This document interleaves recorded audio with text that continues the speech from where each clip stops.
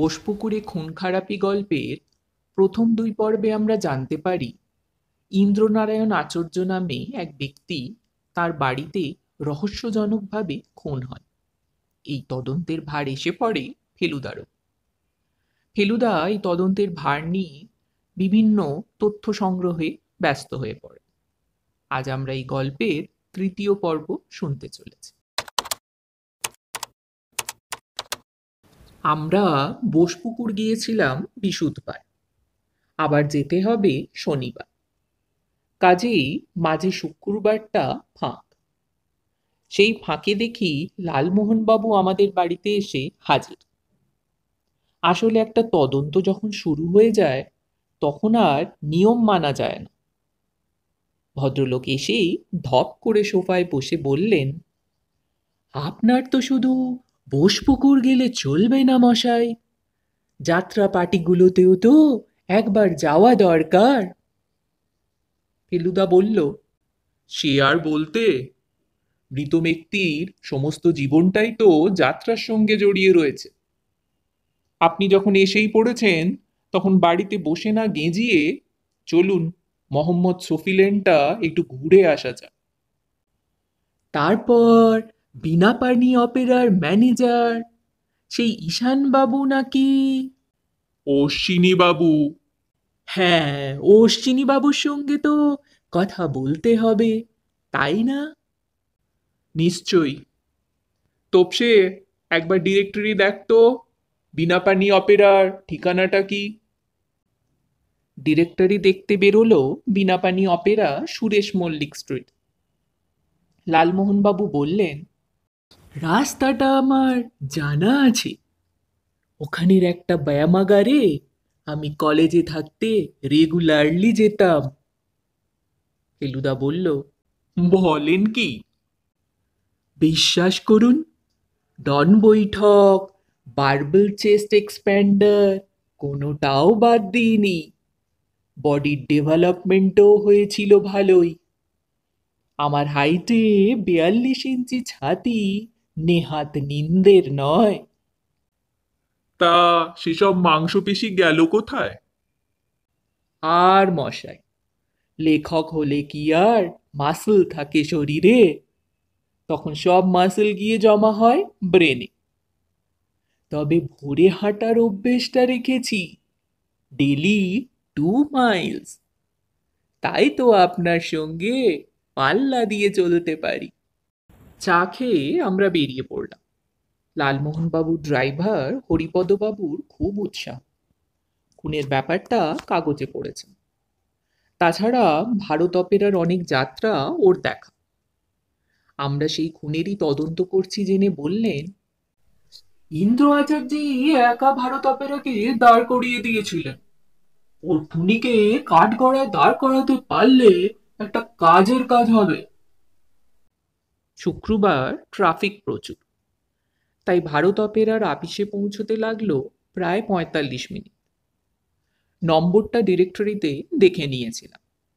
তাছাড়া দরজার উপরে সাইনবোর্ডে লেখাই রয়েছে কোম্পানির নাম। দরজা দিয়ে ঢুকে একটা টেবিলের পিছনে একজন কালো মতন মাঝবয়সী লোক বসে আছে। বললেন, কাকে চায়? ফেলুদার তার কার্ডটা বার করে দেখাতে ভদ্রলোক চোখের অলস চাহিনিতে কিছুটা জৌলুস এনে বললেন, আপনারা কি শরৎবাবুর সঙ্গে দেখা করতে চাইছেন, আমাদের প্রপ্রাইটার? ফেলুদা বলল, আগে হ্যাঁ। একটু বসুন। একটা বেঞ্চি আর আরো একটা চেয়ার ছিল ঘরটা। আমরা তাতেই ভাগাভাগি করে বসলাম। ভদ্রলোক উঠে পিছনের একটা দরজা দিয়ে বেরিয়ে গেলেন। লালমোহনবাবু বললেন, এই কোম্পানির যে এত রমরমা, সেটা কিন্তু এ ঘর থেকে বোঝার কোনো উপায় নেই। মিনিট খানেকের মধ্যেই ভদ্রলোক ফিরে এসে বললেন, আসুন আমার সঙ্গে, শরৎবাবু দোতলায় বসেন। একটা সরু সিঁড়ি দিয়ে দোতলায় ওঠার সময় হারমোনিয়ামের শব্দ পেলাম। রিহার্সালের তোড়জোড় চলছে নাকি? খুঁটি চলে গেলেও যাত্রা তো চালিয়েই যেতে হবে। প্রোপ্রাইটার শরৎ ভট্টাচার্যের আপিস দেখে কিন্তু ধারণা পাল্টে গেল। বেশ বড় ঘর, বড় টেবিল, চারপাশে মজবুত চেয়ার, দেওয়ালে একটা বিরাট 12 মাসি ক্যালেন্ডার, আর্টিস্টদের বাঁধানো ছবি, দুটো আলমারিতে মোটা মোটা খাতাপত্র ছাড়া একটা গোদরেজের আলমারি রয়েছে। মাথার ওপর বাঁই বাঁই করে ঘুরছে পাখা। টেবিলের পিছনে যিনি বসা, তিনিই অবশ্যই শরৎবাবু। তার মাথায় টাক, কানের পাশে পাকা চুল, ঘন কালো ভুরু, মুখের চামড়া টান। বয়স বোঝা যায় না, শুধু বলা যায় 55 থেকে 65-র মধ্যে। ফেলুদার দিকে তাকিয়ে ভদ্রলোক প্রশ্ন করলেন, আপনি প্রদোষ মিত্তির? ফেলুদা মাথা নেড়ে সম্মতি জানিয়ে বলল, আর ইনি হচ্ছেন আমার বন্ধু, রহস্য রোমাঞ্চ উপন্যাসিক লালমোহন গাঙ্গুলি। ওরে বাবা, আপনি তো স্বনামধন্য ব্যক্তি মশাই। আমার বাড়িতে আপনার অনেক ভক্ত আছে। লালমোহনবাবু বারচারেক হে হে করলেন। তারপর ভদ্রলোক বলাতে আমরা চেয়ারে বসলাম। ফেলুদাই কথা শুরু করল। ইন্দ্রনারায়ণ বাবুর বাবা আমাকে তার ছেলের খুনের তদন্ত করতে বলেছেন, সেই জন্যই আসা। শরৎবাবু মাথা নেড়ে বললেন, আমি আর কি বলতে পারি বলুন? শুধু এইটুকুনি জানি যে আমাদের একেবারে পথে বসিয়ে দিয়ে গেছেন ভদ্রলোক। নাটক লিখিয়ে হয়তো পাওয়া যায়, কিন্তু অমন গান কেউ লিখতো না, আর কেউ লিখবেও না। আহা, আকাশে হাসিছে চাঁদ, তুমি কেন আনমো না, কি গান! শুধু গান শুনতেই লোকে বারবার ফিরে আসে। আমরা শুনেছি অন্য দল থেকে তাকে প্রলোভন দেখানো হচ্ছিল। সে তো বটে, তবে প্রলোভনে কোনো কাজ হয়নি। আমার সঙ্গে তার সম্পর্ক এত ঘনিষ্ঠ ছিল যে আমাকে ছাড়বার কথা সে কল্পনাও করতে পারত না। যখন প্রথম এলো তখন তার বয়স 25। আমি যে তাকে প্রথম সুযোগ দিয়েছিলাম সেটা সে কোনোদিন ভুলতে পারেনি। শেষটায় তার জীবন নাশ করে আমায় খোঁড়া করে দিল। শরৎবাবু ধুতির খুঁত দিয়ে চোখের জল মুছলেন। তারপর বললেন, আগে একবারও মাথায় বাড়ি মারার চেষ্টা করেছিল রাস্তায়। অবশ্যই সেটা খুনের চেষ্টা কিনা, আর সেটার সঙ্গে আসল খুনের কোনো সম্পর্ক আছে কিনা সেটা বলতে পারবো না। এই গলিটায় গুন্ডা বদমাশের অভাব নেই। সেদিন ওরা দুজন এসে না পড়লে অন্তত ওর মানি ব্যাগটা হাওয়া হয়ে যেত বলে আমার বিশ্বাস। সেটা আর হয়নি। তবে আসল খুনটা যে আমাকেও একরকম খুন করা, সে বিষয়ে আমার কোনো সন্দেহ নেই। আপনি তদন্ত করতে চান তো বিনাপানি অপেরায় গিয়ে করুন, আমার নিজের আর কিছু বলার নেই।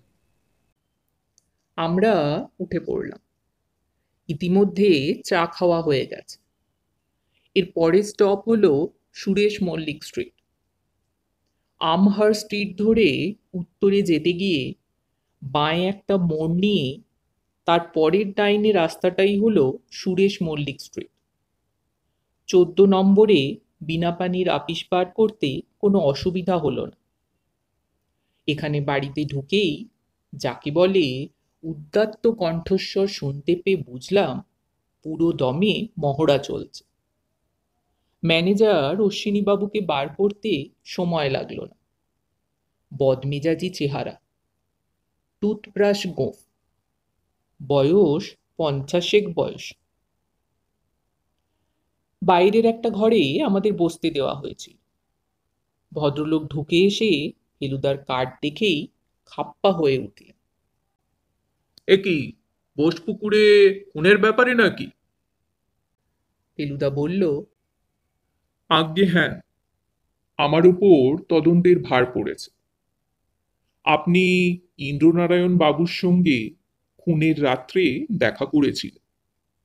তাই আপনাকে দু একটা প্রশ্ন করার ছিল। পুলিশ তো একতরফা জেরা করে গেছে, আবার আপনি কেন? তা যাই হোক, আমি বলেই দিচ্ছি, আমি খুনের বিষয়ে কিছুই জানি না। আমি গেছলুম তাকে একটা অফার দিতে আমাদের তরফ থেকে। এর আগেও কয়েকবার গেছি, ওকে নিমরাজি করিয়ে এনেছিলাম। কারণ ভারত অপেরা ওকে যে টাকা দিত, আমরা তার চেয়ে ঢের বেশি অফার করি। আমাদের সে জোর আছে বলেই করি। কাজেই এই অবস্থায় আমরা যেটা চেয়েছিলাম সেটা হলো উনি যাতে আমাদের দলে যোগ দেন। উনি যদি মরেই যান তাহলে আমাদের লাভটা হচ্ছে কোত্থেকে? অন্য দলের ক্ষতি হলে তাতেও তো আপনাদের লাভ। না, ওসব ছ্যাঁচড়ামোর মধ্যে আমরা নেই। এ দল সে দল থেকে আর্টিস্ট ভাঙিয়ে নেওয়ার চেষ্টা আমরা সবসময়ই করি, কিন্তু তাতে সফল না হলে কি আমরা সেই আর্টিস্টকে প্রাণে মেরে অন্য দলের ক্ষতি করব? আপনি বলছিলেন উনি নিমরাজি হয়েছিলেন, তার কোনো প্রমাণ আছে কি? গোড়ায় যখন চিঠি লিখে অফার দিই, তার একটা পোস্ট কার্ডের উত্তর আছে। দেখতে চান? দেখাতে পারি। ফেলুদা বলতে ভদ্রলোক ফাইল থেকে পোস্টকার্ডটা বার করে দেখালেন। তাতে দেখলাম ইন্দ্রনারায়ণ বাবু সত্যিই বলেছেন, আপনাদের প্রস্তাব আমি ভেবে দেখছি। আপনি মাসখানেক বাদে অনুগ্রহ করে আরেকবার অনুসন্ধান করবেন। অর্থাৎ ইন্দ্রনারায়ণ বাবু বীণাপাণি অপেরার প্রস্তাবে পুরোপুরি না করেন, তার মানে একটা দ্বিধার ভাব এসেছে। ফেলুদা বলল, সেদিন রাত্রে যে আপনি গেলেন, তখন আপনাদের মধ্যে কোনো কথা কাটাকাটি হয়েছিল? আমি ওকে নানানভাবে বোঝানোর চেষ্টা করছিলাম, সেটা ঠিক। আর হয়তো গলা এক আধবার চড়ে যেতে পারে, কিন্তু ইন্দ্রনারায়ণ বাবু মাথা ঠান্ডা লোক ছিলেন। সেই কারণেই তার কাজটা এত ভালো হতো। উনি বললেন, ভারত অপেরার সঙ্গে এতদিনের সম্পর্ক, সেটা ভাঙা তো সহজ কথা নয়। কিন্তু তাও বলছি, আপনারা পারলে আমাকে আরো কিছুটা সময় দিন। একটা নতুন নাটক আমি লিখছি ভারত অপেরার জন্য, সেটা দেব বলে কথা দিয়েছি। সে কথার তো আর নড়চড় করতে পারি না। এই বছরের শেষে আমি আপনাদের সঙ্গে যোগাযোগ করব। এই হলো শেষ কথা, তারপর আমি চলে আসি। তখন 11:45। ফেলুদা চৌরঙ্গিতে একটা রেস্টুরেন্টে বসে কফি খেতে খেতে বলল, গোলমেলে ব্যাপার। লালমোহনবাবু বললেন, বীণাপাণি অপেরায় যে গুন্ডা লাগিয়ে খুন করেছে সেটা এখন আর মনে হচ্ছে না, তাই না? ফেলুদা বলল, তা হচ্ছে না, তবে প্রশ্ন হচ্ছে শত্রুবিহীন এই ব্যক্তিটির ওপর কার এত আক্রোশ ছিল? ভাড়াটি গুন্ডাই যদি মেরে থাকে, তাহলে ফেলু মিত্তিরের বিশেষ কিছু করবার নেই। সেখানে পোদ্দার মশাই টেক্কা মেরে বেরিয়ে যাবে। কিন্তু অশ্বিনীবাবুর কথা শুনে। অশ্বিনীবাবু যে সত্যি কথা বলছেন, সেটাই বা মেনে নিই কি করে? সেদিন ওর কথায় যে ইন্দ্রনারায়ণ সরাসরি না করে দেননি, সেটাই বা কে বলতে পারে? সাক্ষী কই? আচ্ছা, বাড়ির লোক যদি খুন করে থাকে? সেটার সম্ভাবনা একেবারে বাদ দেওয়া যায় না। কীর্তিনারায়ণ তার ছোট ছেলেকে সবচেয়ে বেশি ভালোবাসতেন। তিনি যদি তার উইলে ইন্দ্রনারায়ণকে বেশি টাকা দিয়ে থাকেন, তাতে বড় ভাইদের কি মনে হতে পারে না ছোট ভাইকে হটিয়ে তাদের শেয়ার কিছুটা বাড়িয়ে নেওয়া? লালমোহনবাবু বললেন, এটা আপনি মোক্ষম বলেছেন। কিন্তু ব্যাপার কি জানেন, খুন জিনিসটা করা অত্যন্ত কঠিন। প্রচন্ড তাগিদ না থাকলে সাধারণ মানুষের পক্ষে খুনের সাহস সঞ্চয় করা সম্ভব নয়। আগে অন্য দুই ভাই দুটোকে একটু বাজিয়ে নি, তারপর তেমন বুঝলে ওটা নিয়ে ভাবা যাবে। ফেলুদার কপালে ভ্রুকুটিটাও যাচ্ছে না দেখে জিজ্ঞেস করলাম সে কি ভাবছে। ফেলুদা বলল, সেকেন্ড ব্রাদার হরিনারায়ণের কথা। কেন? লোকটা আবার ওয়েস্টার্ন মিউজিকের ভক্ত, ক্লাসিক্যাল মিউজিক। এই নিয়ে যে দুটো প্রশ্ন করব তারও জোর নেই, কারণ ফেলু মিত্তির ও ব্যাপারে একেবারেই কাঁচা। লালমোহনবাবু বললেন, আমার কাছে একটা পাশ্চাত্য সঙ্গীতের এনসাইক্লোপিডিয়া আছে, 1 ভলিউম, 750 পাতা। তাতে আপনি যা জানতে চান সব পাবেন। আপনি ওই বই নিয়ে কি করছেন? ওটা একটা সেটের মধ্যে পড়ে গিয়েছিল। তাতে history, geography, medicine, science, animals সবই আছে। আমি নিজে উল্টে পাল্টে দেখেছি। মিউজিকের বইটা হেডন, মোজার্ট, বিথোভেন, সব বড় বড় সুরকারদের জীবনী রয়েছে। আমি এসব সুরকারদের রচনা শুনিনি বটে, কিন্তু এদের নামের উচ্চারণগুলো অন্তত আমার জানা আছে, কিন্তু আপনার নেই। কি রকম? হাইডেন, মোৎসার্ট, বেটোফেন, এই হলো আসল উচ্চারণ। Haydn, Mozart, Beethoven. Thank you sir, আর ভুল হবে না। এখনই দিতে পারেন বইটা? আলবাত, আপনার জন্য এনি টাইম। আমরা রেস্টুরেন্ট থেকে গড়পাড় গিয়ে লালমোহনবাবুর বইটা তুলে নিয়ে ভদ্রলোককে বাড়িতে রেখে একটা ট্যাক্সি নিয়ে বাড়ি ফিরলাম। বাকি দিনটা ফেলুদার সঙ্গে আর কথা বলা সম্ভব হয়নি, কারণ সে ঘর বন্ধ করে এনসাইক্লোপিডিয়া অফ ওয়েস্টার্ন মিউজিক পড়ল। শনিবার সকাল 10টায় বোসপুকুর গিয়ে প্রথমেই যার সঙ্গে কথা হলো সে হলো হরিনারায়ণ বাবুর মেয়ে লীনা। লীনার আজ স্কুল ছুটি। সে কদিন থেকেই শুনেছে বাড়িতে ডিটেকটিভ এসেছে, তাই উদগ্রীব হয়ে আছে। ফেলুদার ভক্ত হওয়াতে তার সঙ্গে কথা বলতে আরও সুবিধা হল। ফেলুদা জিজ্ঞেস করল, তোমার ছোট কাকা তোমাকে খুব ভালোবাসতেন, তাই না? লীনা বলল, শুধু ভালোবাসতেন না, আমরা দুজনে বন্ধু ছিলাম।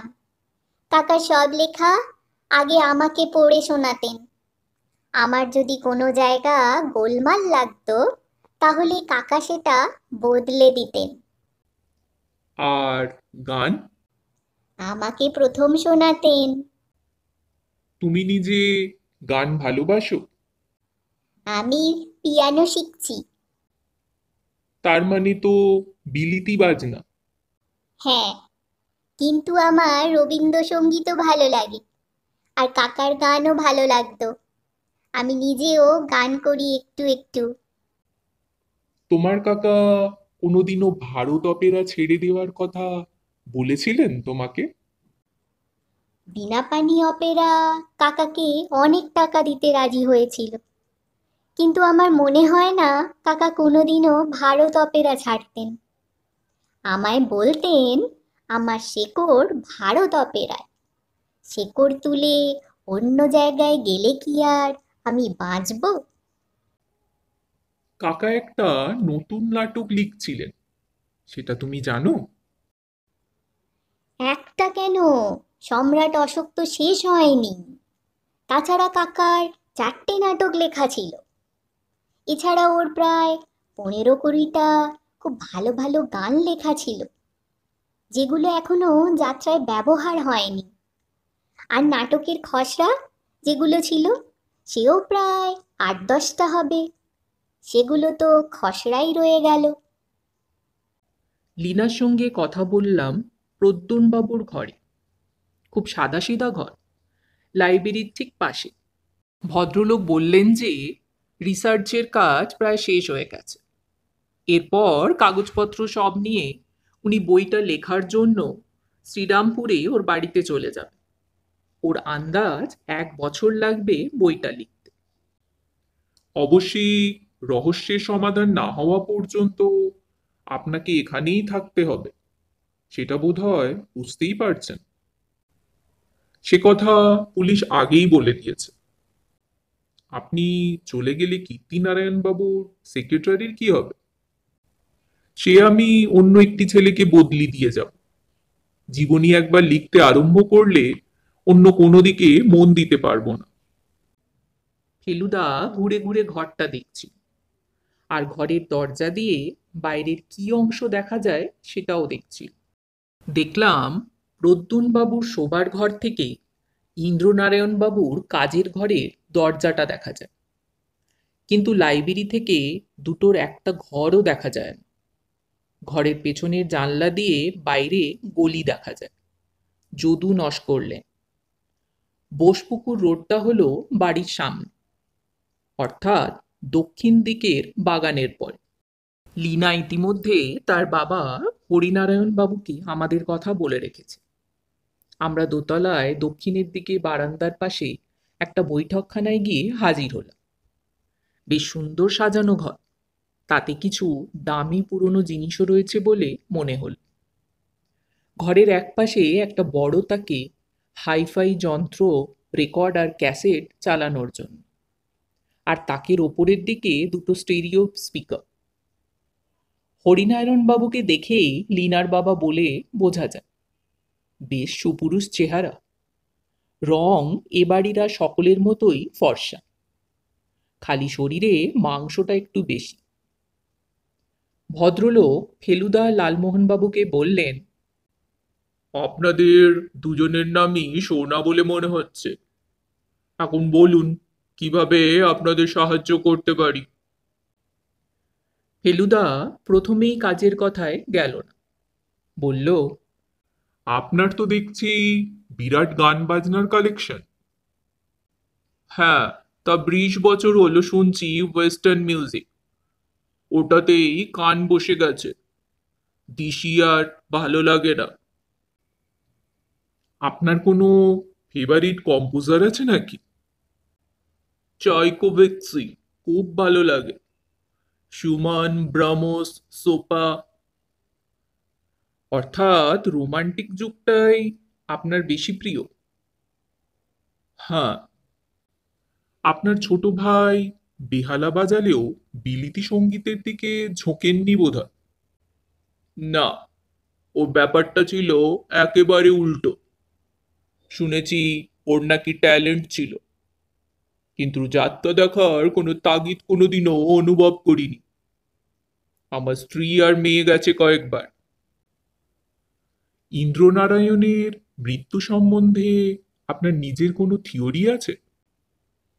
ব্যাপার কি জানেন, ও যে ক্লাসের লোকেদের সঙ্গে মেলামেশা করত, তাদের তো আর ঠিক ভদ্রলোক বলা চলে না। যাত্রার পরিবেশটাই খারাপ। কোথায় কার সঙ্গে কি গোলমাল পাকিয়ে রেখেছিল কে জানে। তারই একজন এসে বদলা নিয়েছে, এছাড়া আর কি। জিনিসপত্র যখন কিছুই চুরি যায়নি, তখন আর কি কারণ থাকতে পারে তা তো আমি জানি না। ওর সঙ্গই ওর কাল হয়েছিল। আপনি এনকোয়ারি করতে চাইলে ওই যাত্রা পার্টিগুলোতে গিয়েই করুন, এখানে বিশেষ সুবিধে করতে পারবেন না। পুলিশে খবর কি আপনার দাদা দেন? আমি, দাদা দুজনেই দিই। বাড়িতে খুন হলে সেটাই তো স্বাভাবিক। চট করে কেউ প্রাইভেট ডিটেকটিভ ডাকে নাকি?